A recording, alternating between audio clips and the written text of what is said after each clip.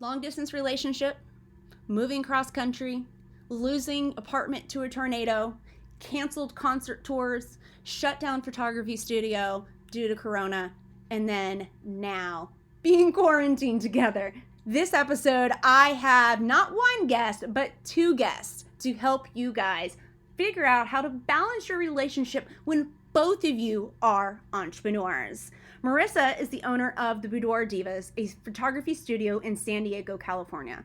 Her mission to empower women through a photo shoot was accelerated by her passion for branding and marketing that mission. I met Marissa through her teachings. She is phenomenal, great insight for the photographer.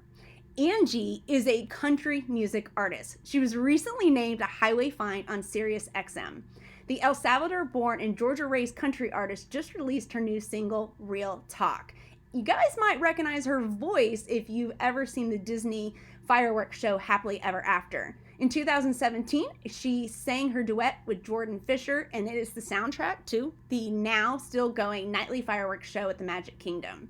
Angie has opened for artists like Jake Owen and Melissa Etheridge. This couple is an incredible couple to learn from. We're going to be sharing some tips today about balancing a relationship when both of you are entrepreneurs in different industries. Come listen. Welcome to the Business Bites Podcast, the podcast for busy entrepreneurs. Whether you're an online entrepreneur or seeking after brick and mortar success, this podcast brings you quick bites of content so you can learn and grow anywhere you are. Now here's your host, Rachel Brainke. All right, guys, welcome back to the Business Bites Podcast. I am your host, Rachel Brainke. This is episode 120, and we're doing a little something different today. You guys know I normally do solo cast or interview only one person. Today, I've brought on one of my favorite couples in the entrepreneurial world to talk about balancing your relationship when both of you are entrepreneurs. By now, you guys have already heard the bio, the amazing things that they're both individually doing. So let's just dive right in. I guess, Angie, give us some insight how you got into all the amazingness that you guys are doing. And then Marissa, I'll hear from you. Well, first of all, thank you for saying we're your favorite couple. I feel like we peaked. Yeah. Yeah, I'm a singer-songwriter, full-time touring musician. And I've been with Marissa for 5 years. Marissa, you want to tell them what you do? That was a quick, you do a lot more than that. That was like the most humble background ever. I am a photographer. I own a studio in San Diego. I currently live in Nashville. It sounds complicated, doesn't it? It is a little bit. And I also help to educate and coach other photographers as much as I possibly can. And I love both aspects. And that's actually how Marissa and I met. I cannot believe it's been 5 years already. So That's incredible. So how, with everything going on, and by the way, if you're listening to this in the future, we're recording this during the COVID coronavirus crisis. But with everything, even before that, and all of us being quarantined at home, I'm just going to jump right in the relationship stuff. Like, how do you guys manage your both individual pursuits, but still reconnect with each other? Like, is there one specific thing or? Yeah, I definitely can speak to that for sure, because I know that Angie and I have very different love languages. And so for me specifically, my love language is quality time, and we both travel a lot.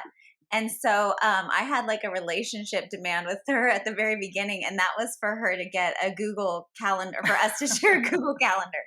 Because if we didn't block off a certain time frame, like months in advance, and I'm talking like not vacation or anything, I'm just talking like a weekend where we're both in the same city, it just wasn't going to happen. And so for me, being able to like vocalize what I need and request it without being embarrassed, I guess, or feeling too demanding. I think that was something that was tough to learn, but I needed it. And I think she's a little bit more like acts of service. So I have to keep that in mind and kind of try to do things for her that, help her out, like doing the dishes. The little thing.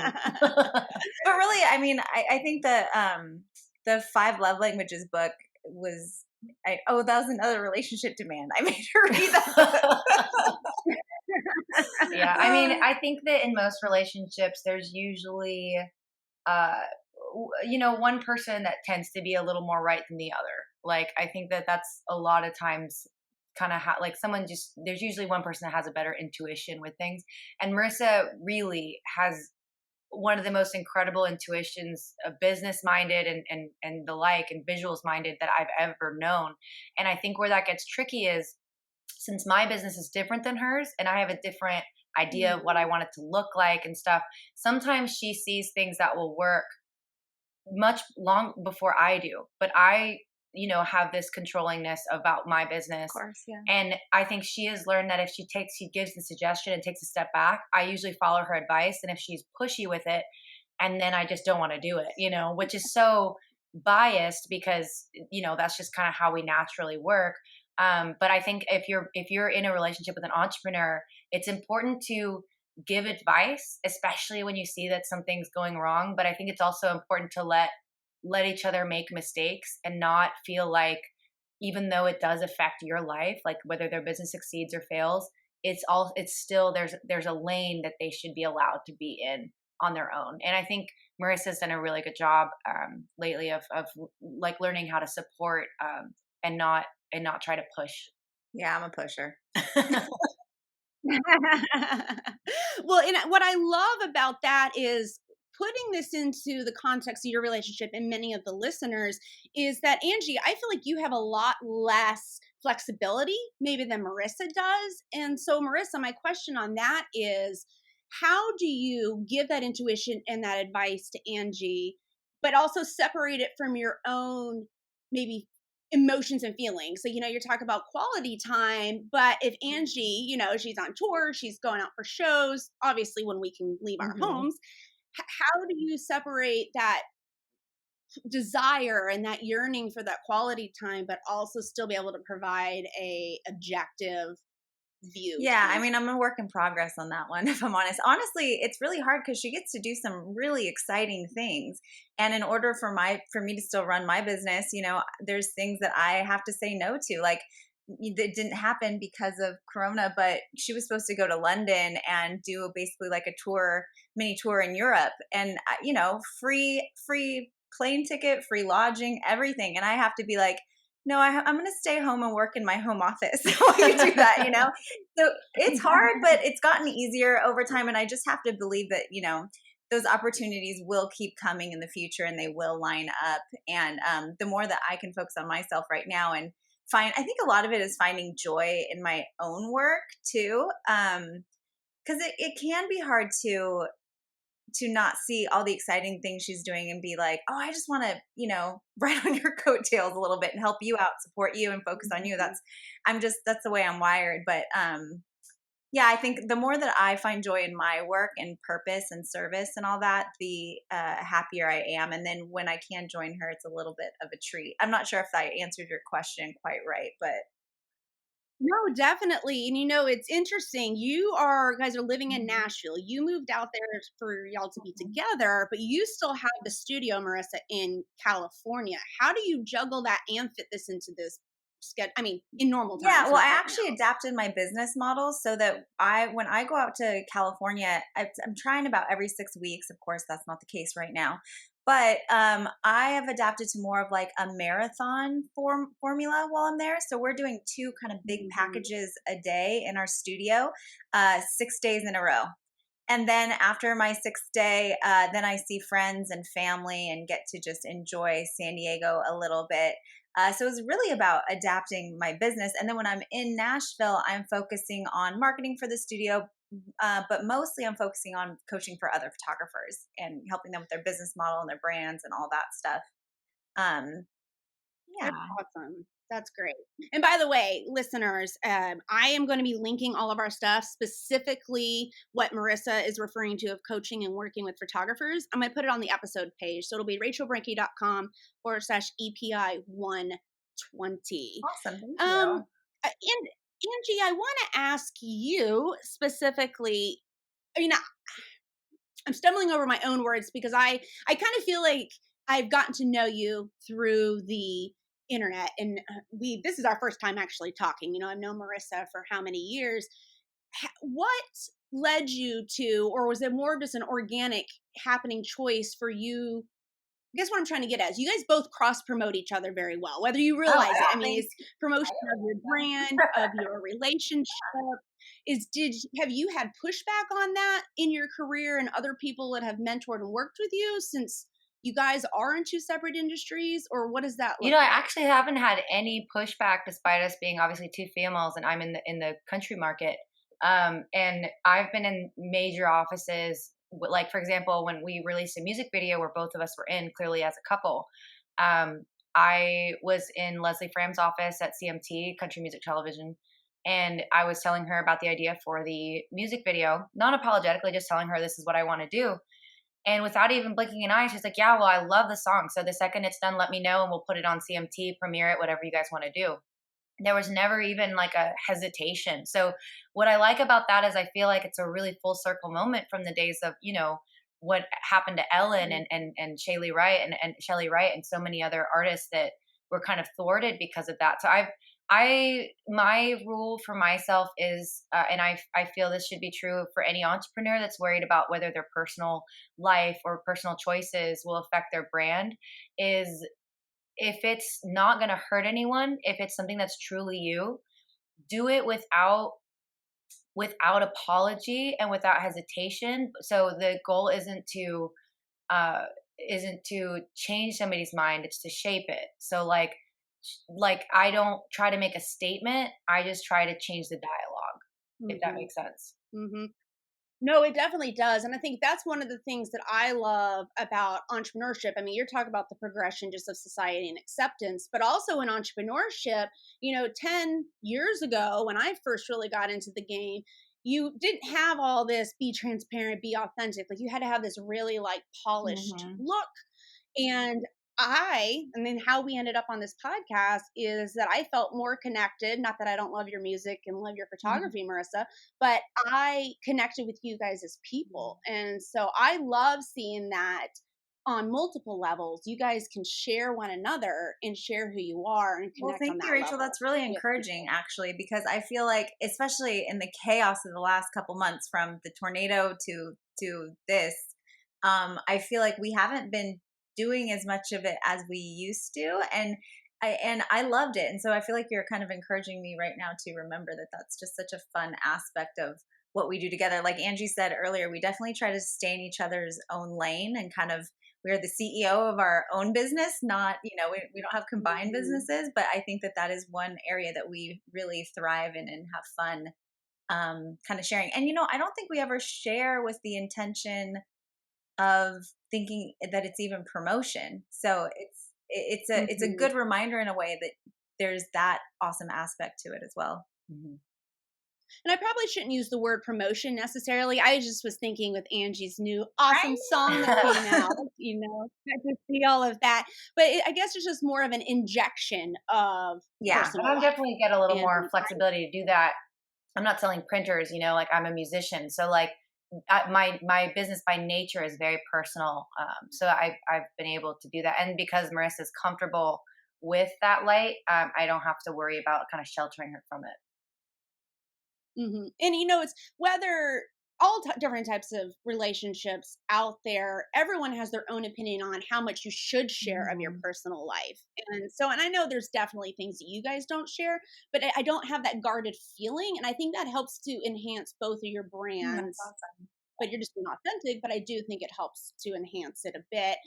In that train of thought, do you have discussions about what you're going to share about your relationship? Because I know, especially with Marissa, we being photographers and creatives, probably a bit more on the touchy-feely and connect with clients that way, especially with doing boudoir photography.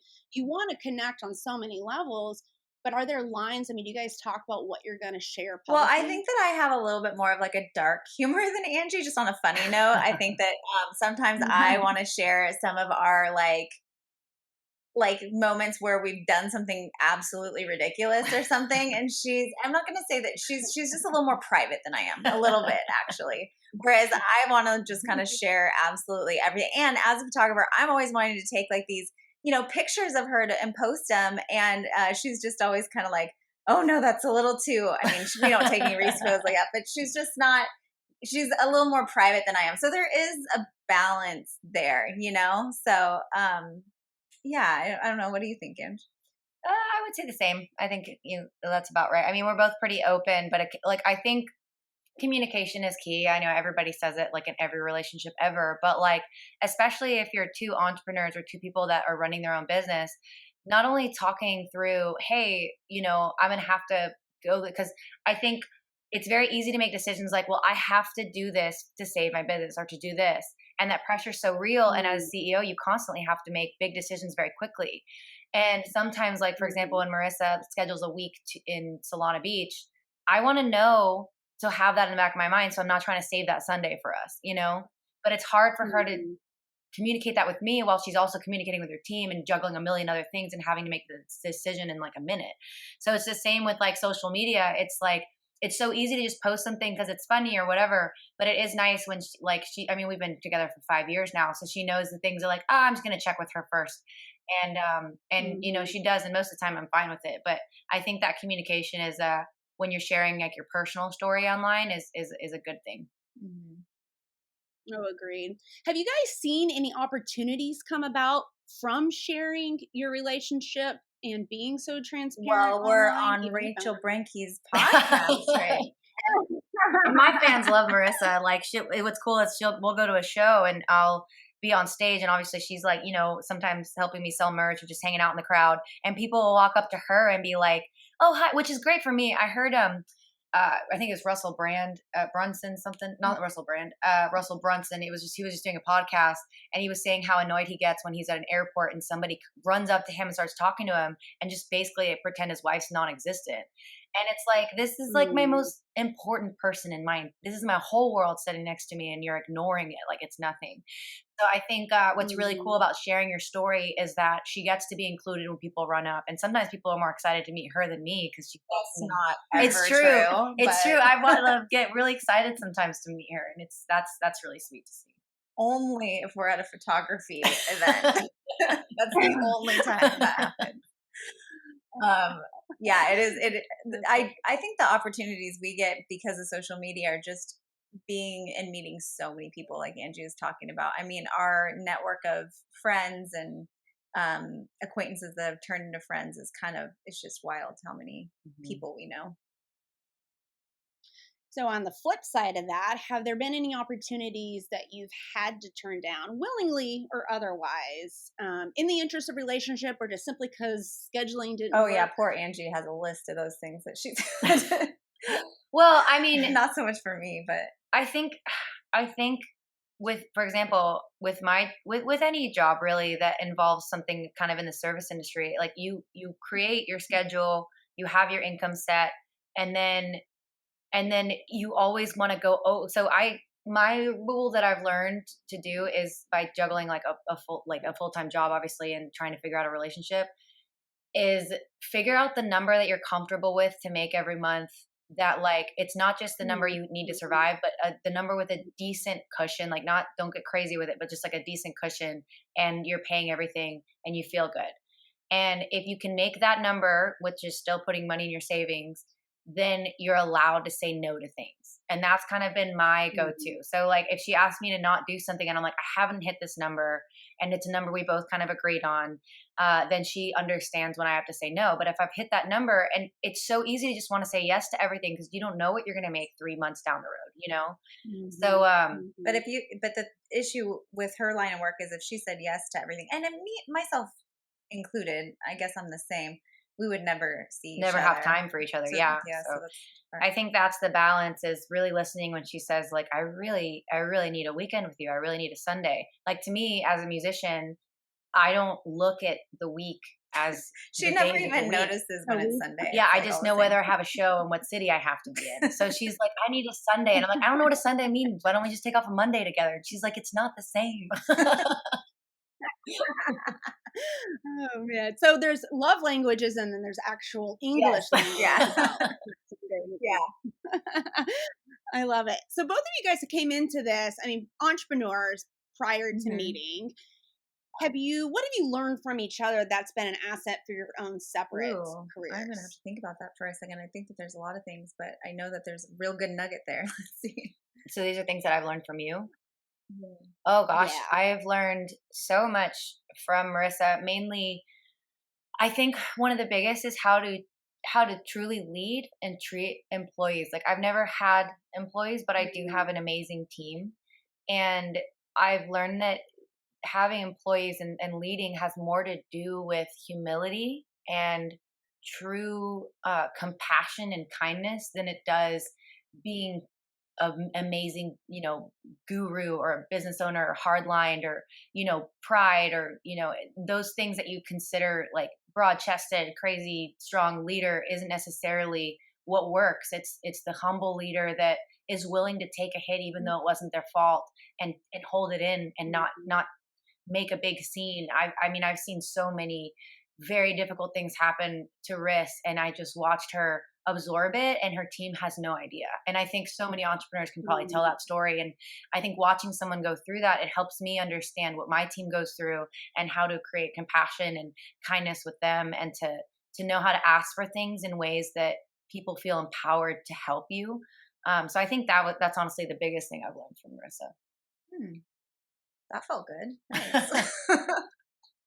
I think there's a lot that I've learned from Ange, but I think that probably one of the biggest things is she meets so many people on the road, and she's so much more outgoing than I am. I'm a little bit introverted, and she just makes she turns fans into friends into family, basically. And I've seen her do it over and over and over again, and it's really opened up my mind too. And now we have these like a network of friends that, I'm friends with people that I normally wouldn't have crossed their paths otherwise, probably. And they're just so different than what has always been my typical network of friends for whatever reason. And it's just made me, I don't know, it's just made me so much more outgoing, I guess, and excited to meet new people and spend time with new people, and really just kind of let them in. I think I always had a little bit of a guard up with new people.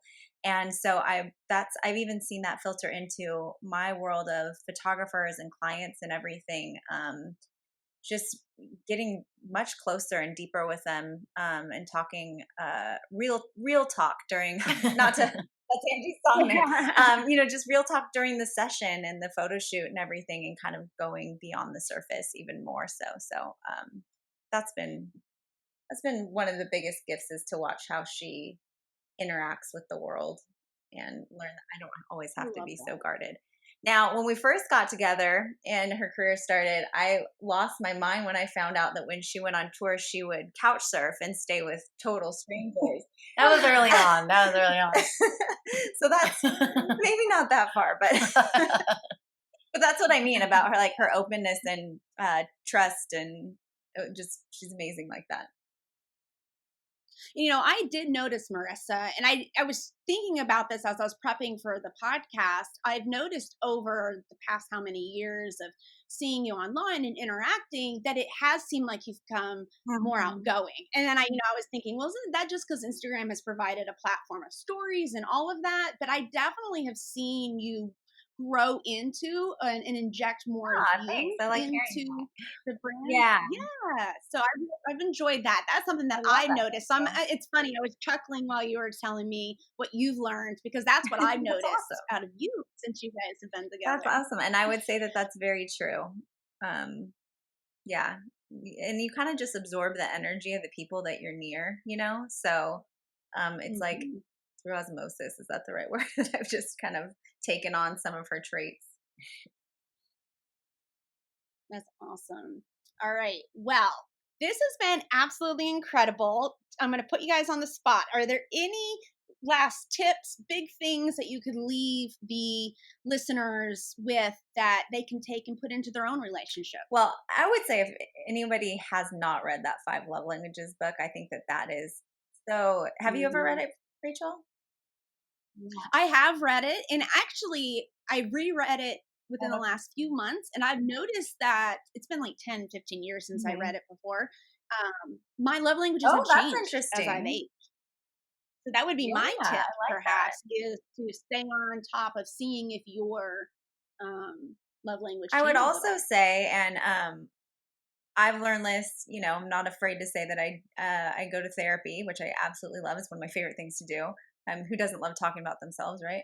But is to not be afraid to ask for what I feel like I need, whether it's in the moment or in general, and to be okay if the answer isn't yes, to what I need, and to kind of like work through that also, but to just be specific rather than like milling around or hoping or, being disappointed or something like that, is to actually kind of communicate that.